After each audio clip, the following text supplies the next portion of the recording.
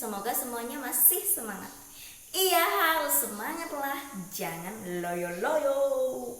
Hari ini kita akan melanjutkan pelajaran kita tentang 7 sakramen. Nah, kemarin kita sudah mengenal 2 sakramen. Sakramen apa? Sakramen baptis dengan ekaristi. Jadi hari ini kita mengenal sakramen yang ketiga, yaitu sakramen tobat. Tetapi sebelum kita belajar lebih dalam lagi, maka marilah kita siapkan hati kita untuk berdoa dulu. Oke? Sekarang kamu ambil sikap yang sopan. Kamu tutup mata, lipat tangan, tundukkan kepala. Dalam nama Bapa dan Putra dan Roh Kudus. Amin. Allah Bapa yang Maha Pengampun, kami banyak melakukan kesalahan terhadap ayah, ibu, kakak, adik, teman, guru kami, dan orang lain yang kami jumpai. Ampunilah dosa-dosa kami dan bantulah kami untuk selalu berbuat baik dalam hidup ini. Sebab Engkaulah Tuhan kami kini dan sepanjang masa. Amin. Dalam nama Bapa dan Putra dan Roh Kudus. Amin. Sakramen tobat juga disebut sebagai sakramen rekonsiliasi. Artinya apa? Kita sudah melakukan kesalahan.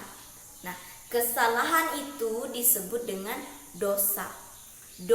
Melakukan dosa artinya kita berbalik dari Tuhan. Artinya kita sudah merusak hubungan dengan Tuhan, dengan sesama, dan dengan lingkungan kita. Dosa itu sangat merugikan kita semua. Dosa itu tidak hanya merugikan diri sendiri, tetapi juga merugikan orang lain, dan juga merugikan lingkungan kita. Nah, oleh karena itu kita semua harus menghindari berbuat dosa. Harus selalu ingat untuk tidak berbuat dosa supaya tidak merugikan diri sendiri dan juga orang lain. Nah, saat kita sudah berbuat kesalahan, kita sudah berbuat dosa, maka supaya bisa memperbaiki hubungan yang rusak dengan Tuhan dan dengan sesama itu, maka kita harus bertobat. Bertobat itu adalah berpaling kembali kepada Tuhan dan sesama. Kita kembali ke jalan yang benar lagi. Jangan mencong-mencong ke sana kemari lagi. Ya, itu dia. Nah, dalam gereja Katolik dikenal sakramen tobat. Sakramen tobat ini supaya memperbaiki hubungan kita yang rusak dengan Allah dan dengan sesama. Jadi ketika kita sudah bertobat, jangan diulang lagi kesalahan yang sama. Bertobat artinya tidak lagi melakukan kesalahan yang sama. Tidak hanya mengakui dan menyesalinya, tetapi juga berjanji tidak melakukannya lagi. Itu bertobat yang sebenarnya.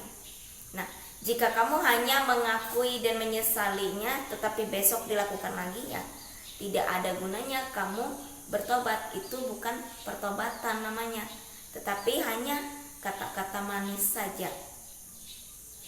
Nah, oleh karena itu saat kita umpamanya di rumah kita melakukan kesalahan terhadap orang tua kita, kita tidak hanya meminta maaf saja, tetapi juga tidak mengulangi kesalahan itu lagi.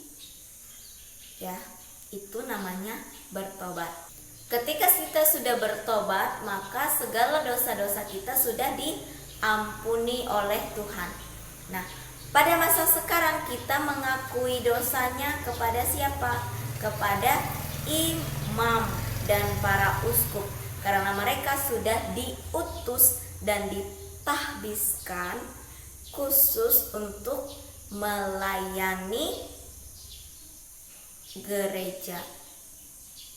Nah, mereka adalah perpanjangan tangan Allah yang sudah secara khusus itu diutus. Nah, mereka tidak hanya melayani pengakuan dosa, tetapi juga memberi nasihat-nasihat dan juga menerima kuasa untuk mengampuni dosa seperti para rasul. Karena Tuhan Yesus sudah mengutus para rasul, dan para imam dan para uskup sekarang adalah penerusnya para rasul. Maka mereka memiliki kuasa untuk memberi pengampunan atas dosa orang lain atas nama Tuhan Yesus. Bukan atas nama mereka sendiri, tetapi atas nama Tuhan Yesus. Karena mereka sebagai wakil Kristus yang ada di dunia ini. Sebagai orang Kristiani, jika kita sudah bertobat, maka kita harus berkomitmen untuk tidak melakukan dosa itu lagi. Ya.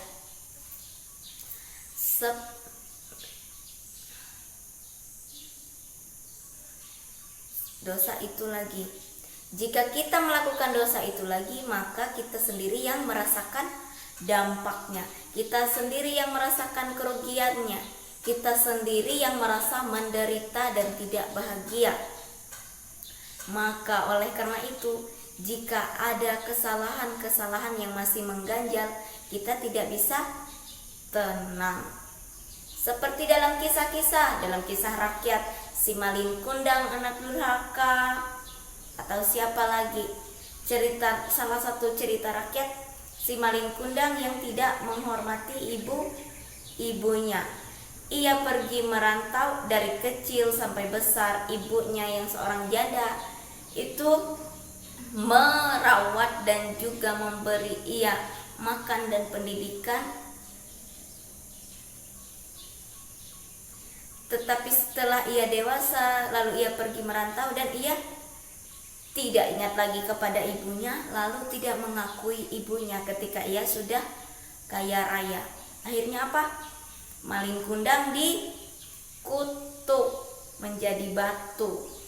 Artinya kita menerima hukumannya, yaitu hidup kita tidak bahagia, hidup kita tidak tenang di dunia ini. Jadi harus kita ingat bahwa sakramen tobat adalah tanda bahwa Tuhan sudah mengampuni dosa-dosa kita. Asalkan kita benar-benar bertobat, benar-benar mengakui dan menyesali dosa kita, dan benar-benar ingin berubah dan tidak akan melakukannya lagi, maka dosa kita sudah diampuni oleh Tuhan Allah. Nah, sekarang di buku tulismu kamu tuliskan di situ isi renungan pribadimu, bahwa sudahkah kamu selama ini bertobat dari kesalahanmu terhadap orang tuamu, terhadap papa dan mama, terhadap kakak atau adik, terhadap guru dan juga teman-temanmu. Kesalahan apa yang sudah kamu perbuat dan kamu mengakui dan meminta maaf, serta tidak akan melakukannya lagi. Oke, cukup jelas. Kamu tuliskan di buku tugasmu apa kesalahan yang kamu perbuat selama ini yang kamu sadari, lalu kamu meminta maaf dan berjanji tidak akan melakukannya lagi. Tapi jangan hanya janji, tetapi juga dilakukan, benar-benar berubah dan bertobat. Oke? Ingat, Tuhan Allah mengampuni kesalahan dan dosa kita jika kita sungguh-sungguh bertobat. Jadi yang paling penting adalah kamu tidak melakukannya lagi. Jadi tidak hanya meminta maaf, tetapi tidak akan melakukannya lagi. Oke? Itu saja tugasnya untuk hari ini. Sekarang mari kita siapkan hati kita untuk berdoa. Dalam nama Bapa dan Putra dan Roh Kudus. Amin. Tuhan Yesus yang baik, terima kasih atas firman-Mu pada hari ini. Engkau anugerahkan sakramen pertobatan.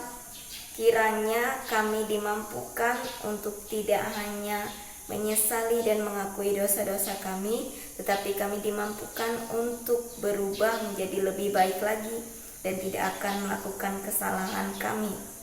Sebab Engkaulah Tuhan kami kini dan sepanjang masa. Amin. Dalam nama Bapa dan Putra dan Roh Kudus. Amin. Oke, go semangat untuk mengerjakan tugasnya hari ini. Jangan lupa selalu berdoa dan bersyukur dan bertobat. Tuhan Yesus memberkati. Bye-bye.